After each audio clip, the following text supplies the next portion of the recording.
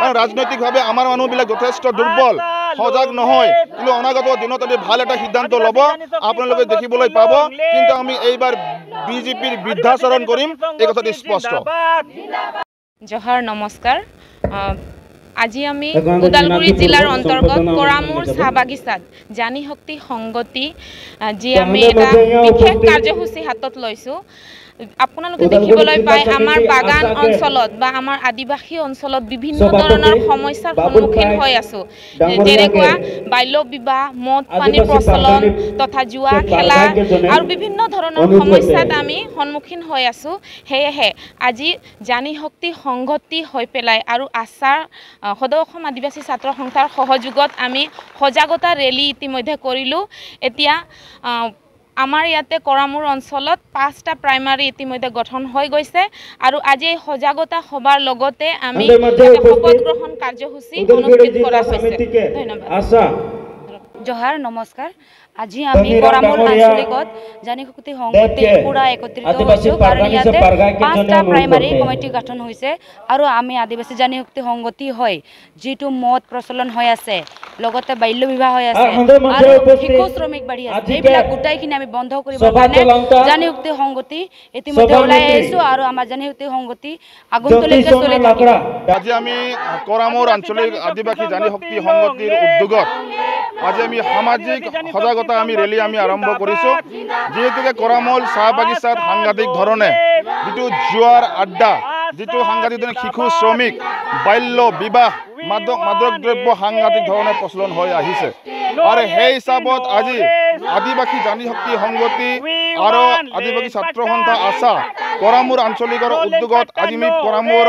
চাহ বাগিচাত লাইনে লাইনে আমি সজাগতা সৃষ্টি কৰিবৰ কাৰণে আজি আমি ওলাই আহিছোঁ আৰু এই সজাগতাৰ জৰিয়তে আমি কৈ দিব বিচাৰিছোঁ যে যিসকল অসাধু লোকে এই চাহ বাগিচা অঞ্চলবিলাকত সাংঘাতিক ধৰণে চুলাই মদৰ প্ৰচলন কৰি আহিছে অবৈধভাৱে যি চুলাই মদৰ প্ৰচলন কৰি আহিছে আৰু যিসকল অসামাজিক ব্যক্তি যিসকলে নেকি এতিয়াও তেখেতসকলক সজাগ আৰু সচেতন নহয় কিছুমান এনেকুৱা কিছুমান যুৱক যুৱতী আছে যিসকলে নেকি কম বয়সত বিবাহ পাশত আবদ্ধ হৈ আজি সাংঘাতিক ধৰণে কিন্তু সামাজিক বিশৃংখল সৃষ্টি কৰিবৰ কাৰণে আজি তেখেতসকলে অহৰহ চেষ্টা কৰি আহিছে আৰু তাৰ লগে লগে যিখিনি ধৰক এই অঞ্চলত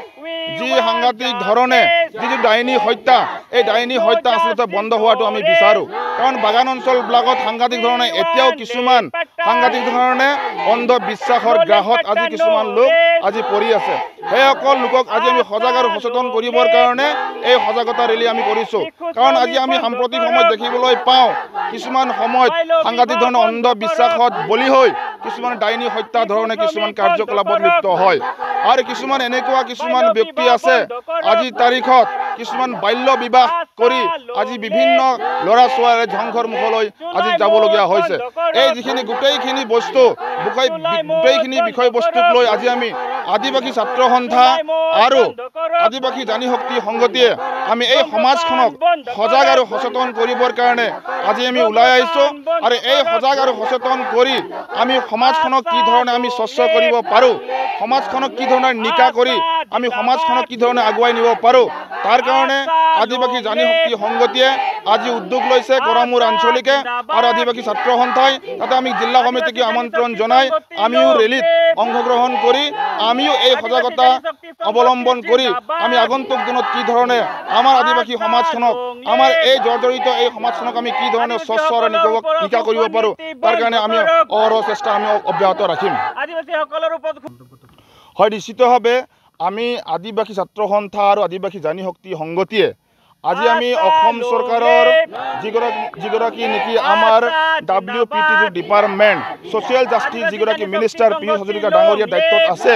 যিয়ে অসমত বসবাস কৰি থকা শোষিত নিষ্পীড়িত এই আদিবাসীসকলক যি জাতিগত প্ৰমাণ পত্ৰ দি থকা হৈছে সেই জাতিগত প্ৰমাণ পত্ৰক যিহেতুকে চাহ বনোৱা আৰু প্ৰাক্তন চাহ বনোৱা হিচাপে আমাক দি থকা হৈছে গতিকে আমি চাহ বনোৱা যিহেতুকে নহয় আৰু চাহ বনোৱা নহয় যিহেতুকে আমি